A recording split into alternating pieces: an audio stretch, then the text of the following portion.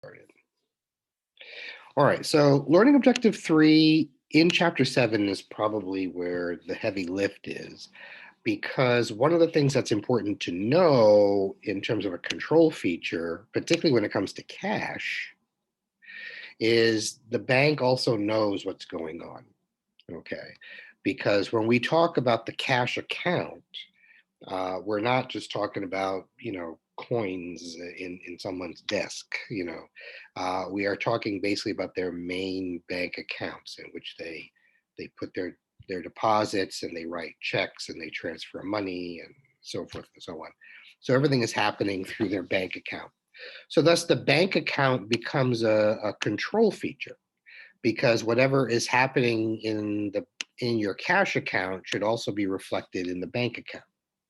So when we compare those two, which is the record of what's happening in your cash account based on what the company's records say, versus a bank statement, which is what the bank says is happening in your cash account, they should be able to tell the same story. And when the stories are different, you should be able to reconcile them, which means you know why they're different.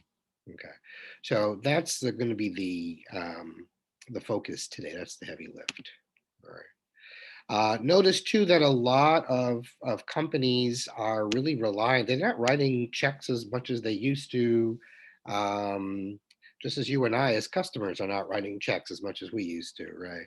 So we are wiring or transferring cash using electronic funds transfer. Okay, and so those are the use of the banking system to transfer funds from one account to another account. Um, and it's very, very important that that is looked at. And a bank statement would have all of that. So one of the first things we have to know is we have to make sure we're reading and able to read the bank statement. Okay, so the bank statement will have a period of time in which it is closed, means that whatever information is on here will be information through the day of, in this case, April 30th, 2017, in this account. It's quite possible companies have more than one account, just like you and I can have more than one savings account and more than one checking account if we wanted to. Companies also have that. So again, this is specific to each account. Notice that it'll start with a balance that they ended with from their last bank statement.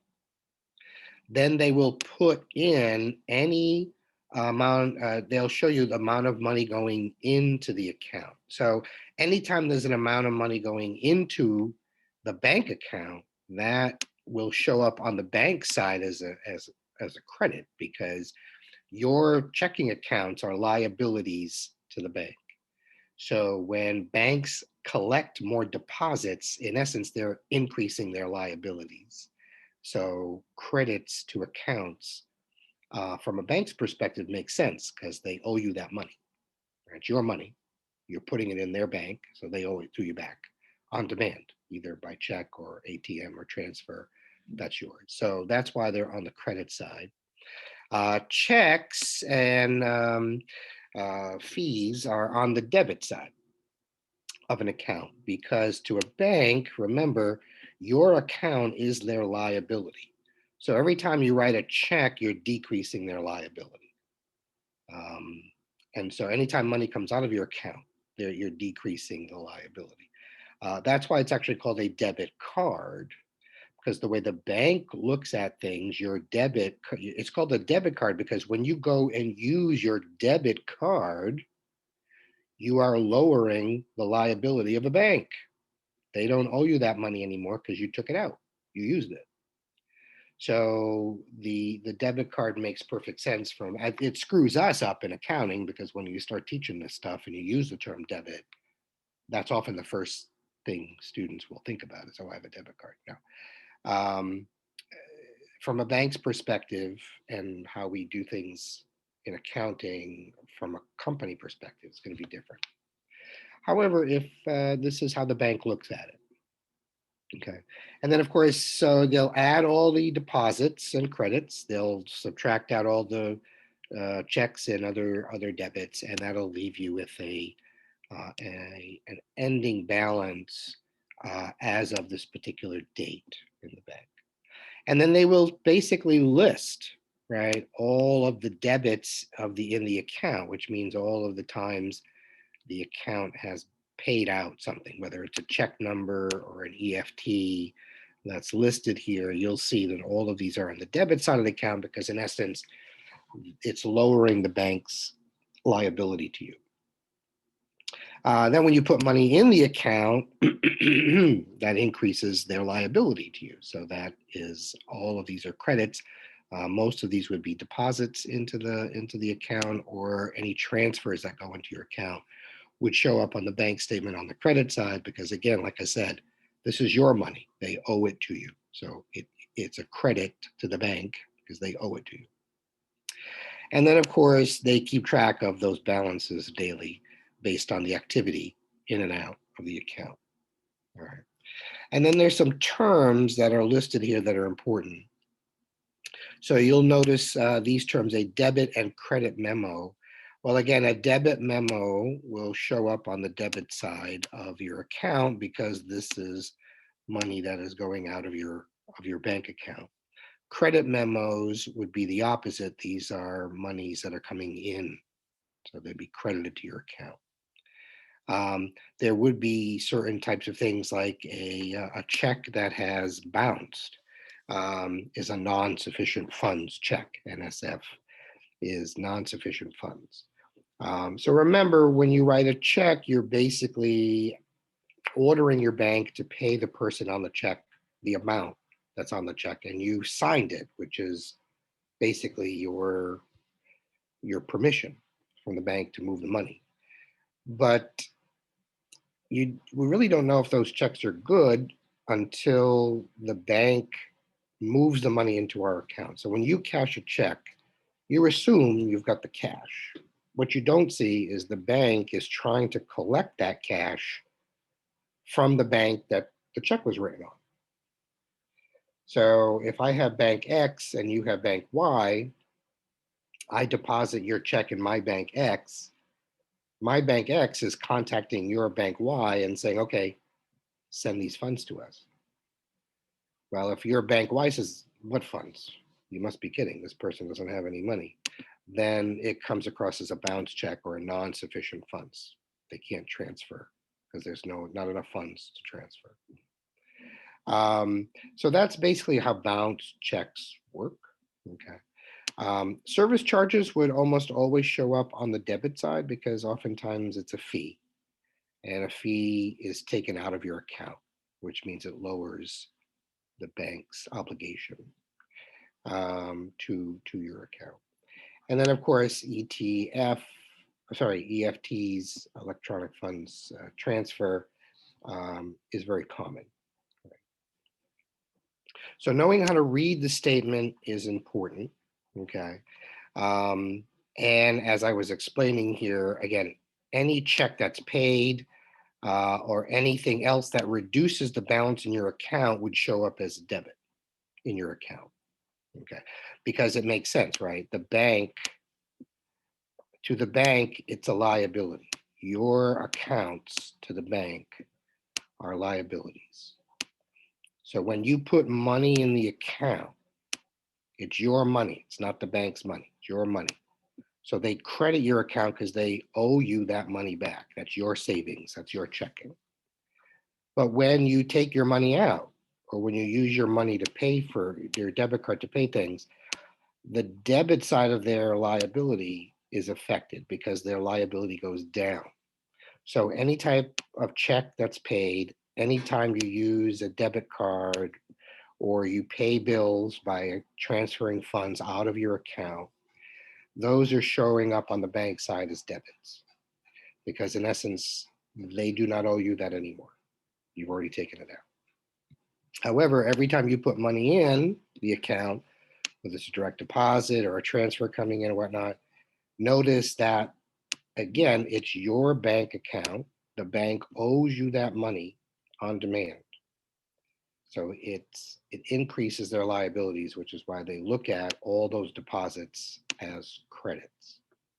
I hope that explains a little bit of how the bank looks at things. So again, a debit memorandum, debits to accounts means the bank does not owe you that. They take that money out of your account either for a bank service charge or a check that you thought you had cash. There's no cash behind it, so they take that out. Credit memos basically add to your account. So sometimes banks can collect bills for clients. They can collect receivables and so forth for clients. Those collections would be considered part of the credit memos. And of course, if you earn interest, they're going to add that to your account, which means they owe you more money, which is why they credit your account for that. Okay. So that's basically how we should look at things. But just understand too that everything that's on a bank statement does not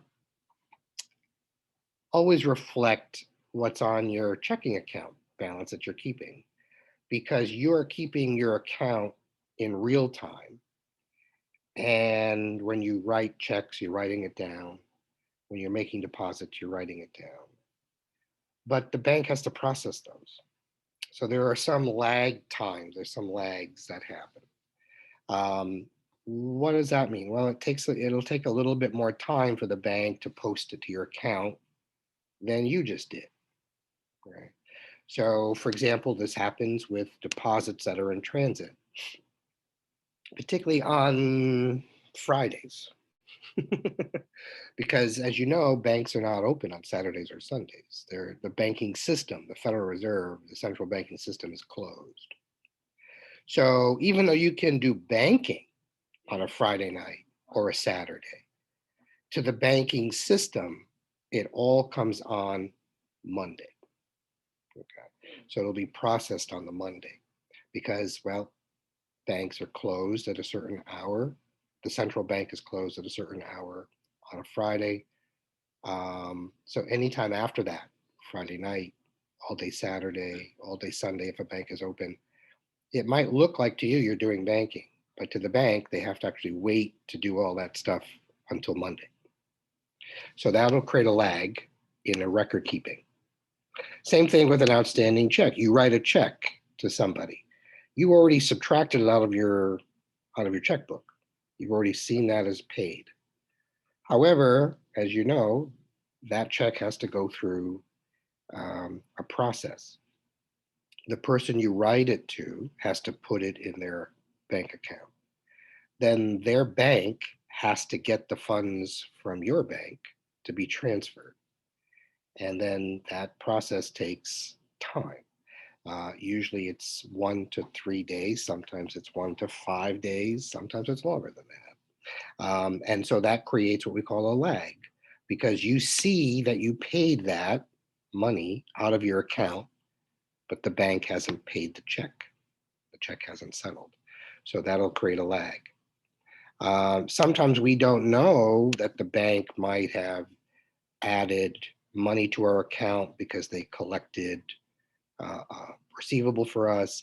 Sometimes they added interest in our account. Sometimes they took out fees from our account. We wouldn't know that until we saw the bank statement, and those bank memoranda would tell us what the bank did to our account in terms of taking money out for fees or adding money in like interest earned, right? So that's something we have to update. And there are errors. Most of these errors are not on the side of the bank. Most of these errors are done by people. Now, thankfully, everything's been more computerized, and so there's significantly less errors. But errors do occur. The most common errors are when people start writing checks, and then they subtract the wrong amount from their checkbook.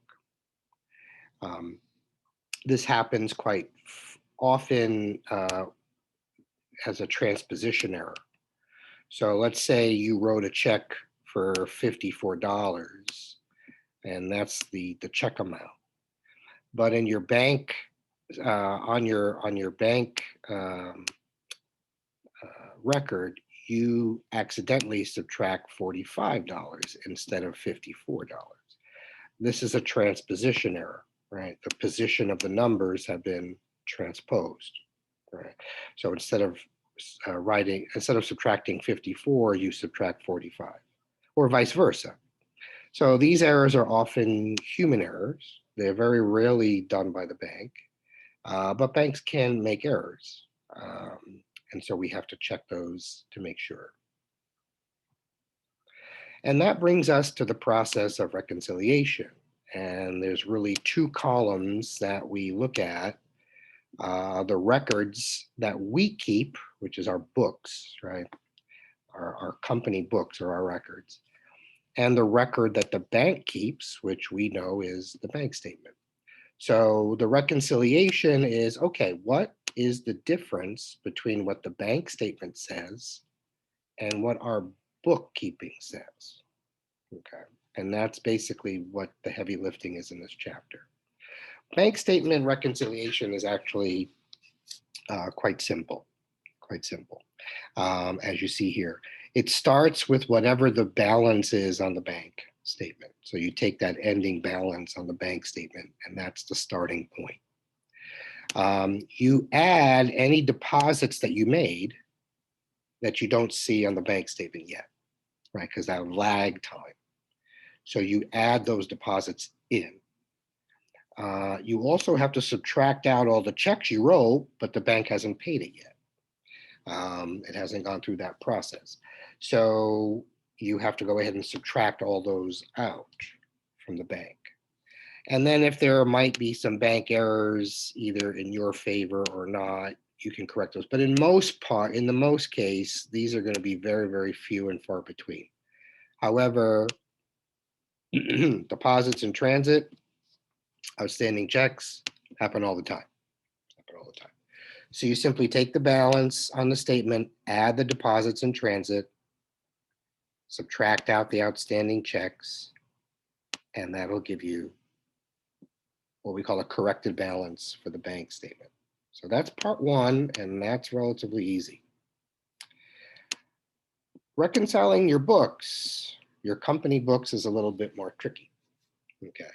Because first of all, you're going to start off with a slightly different book balance because your book is a little bit more up to date than the bank, all right, in terms of these deposits and checks, which basically are the bulk of what happens in your checking account.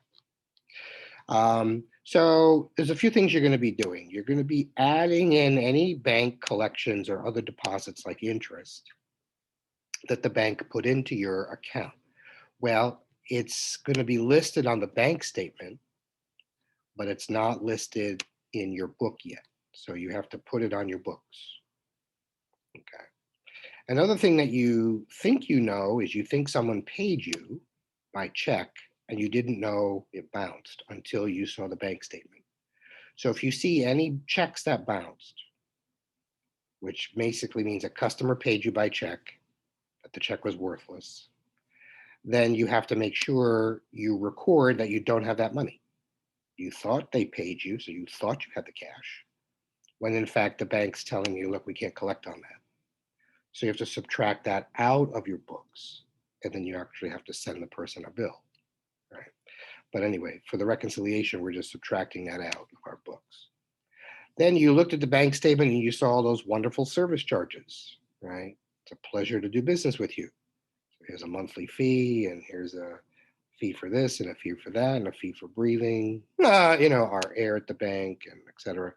All those fees will be on the bank statement, but you got to go ahead and take them out of your book. So any bank fees that you see from the statement needs to now go onto your books.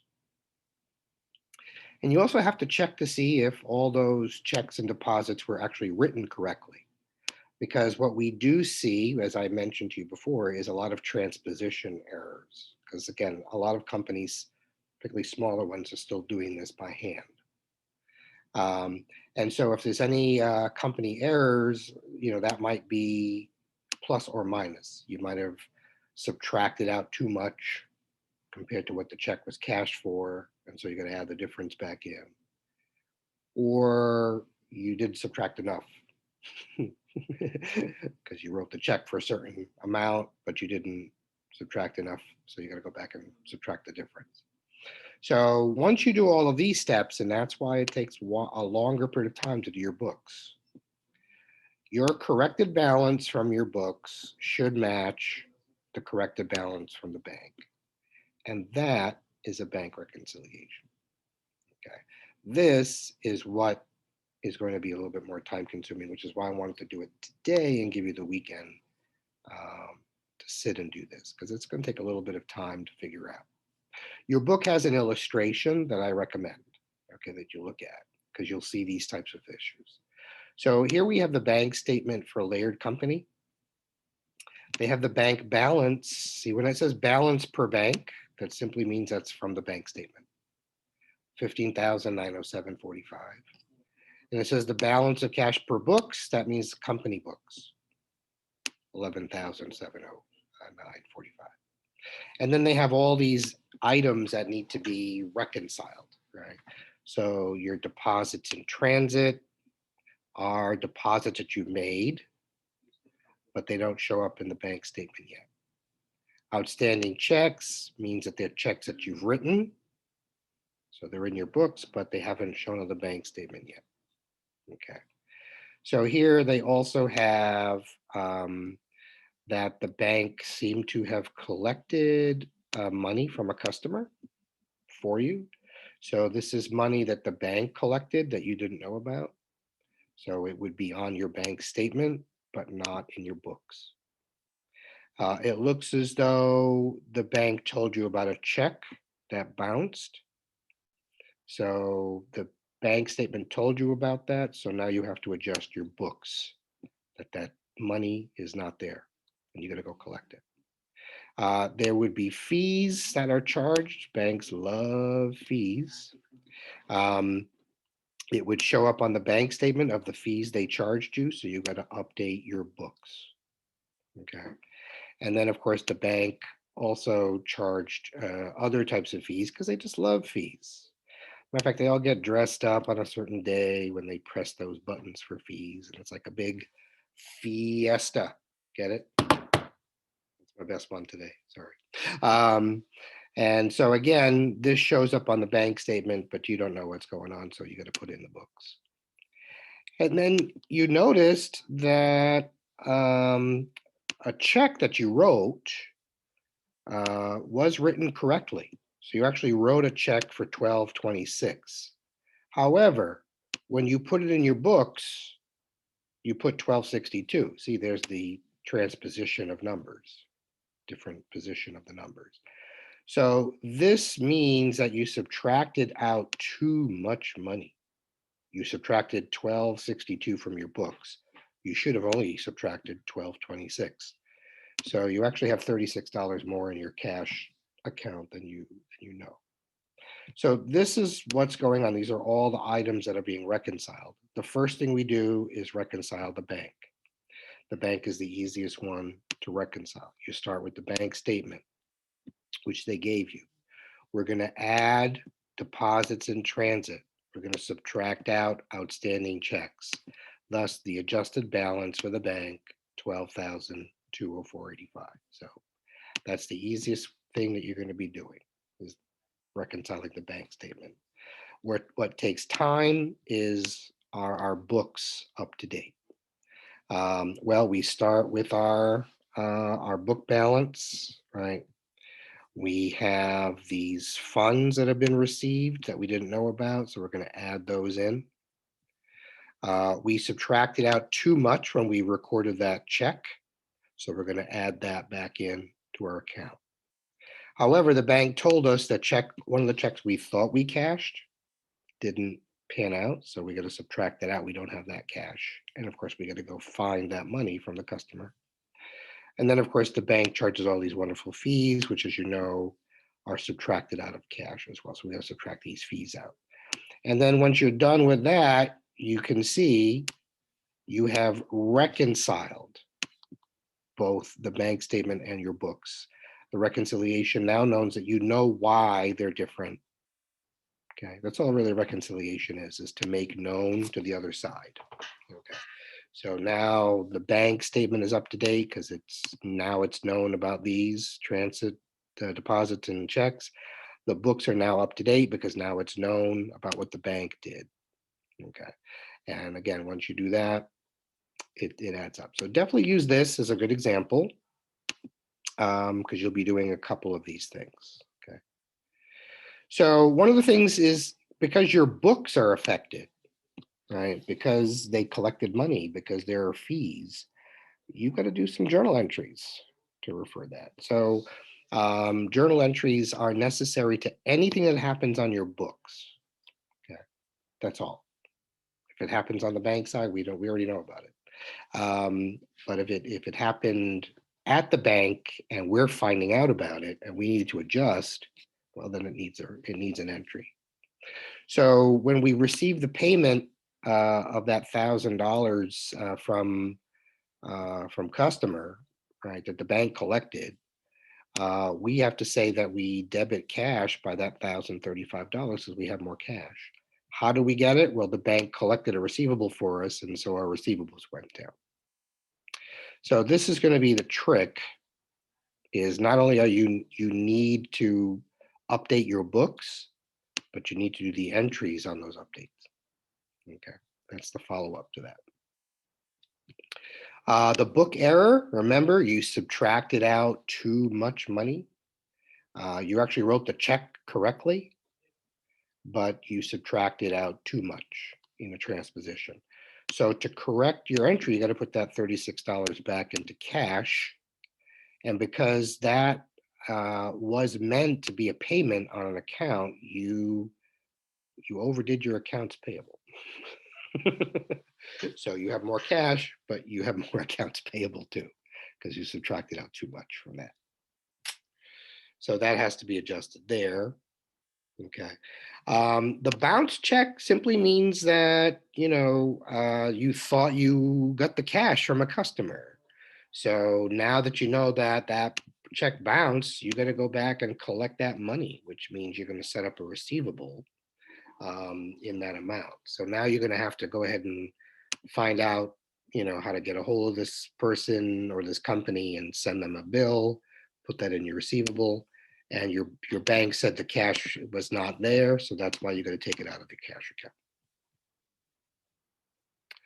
account. Bank service charges are usually just expensed, right? So you can have a number of different things here, but for the most part, bank service expense works fine, bank charge expense, whatever the company wants to call it, but it's an expense.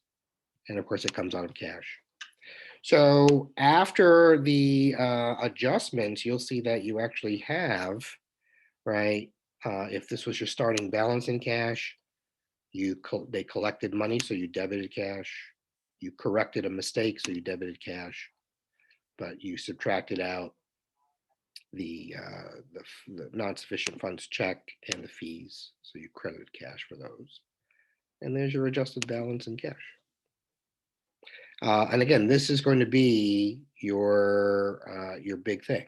Okay, so your do it exercise here tells us about Sally. She owns this fabric company, and she wants to know what to do with all this stuff. First thing she comes across is the bank tells her about an NFS check. Well, when the bank tells you about the NFS check, the bank already knows about it, so you got to update your books. And when you update your books, you're going to subtract that out of cash because you don't have the cash. The second thing the bank tells you about is they collected money from you. So in this case, your bank is collecting money from you, which is wonderful. What you need to do is update your books. And when you update your books, you're going to add that to cash because the bank collected more cash for you. The third thing they tell you about is outstanding checks. Well, outstanding checks are checks you've already written, so you know about them, but they don't show up on the bank statement. So outstanding checks are going to affect the bank statement. And how are they going to affect it when they're cashed? They'll be less, so you deduct it from the bank statement. And the last thing they talk about is a deposit in transit, which of course is a deposit you made, so you know about it, it's in your books, but you don't see it on the bank statement. So deposit in transit will show up eventually on the bank statement. So it has to be updated. And when it shows up, you'll have more cash. And so that's how it'll do. All right, a quick break to go back to our group and see if there's any questions there. How'd that go?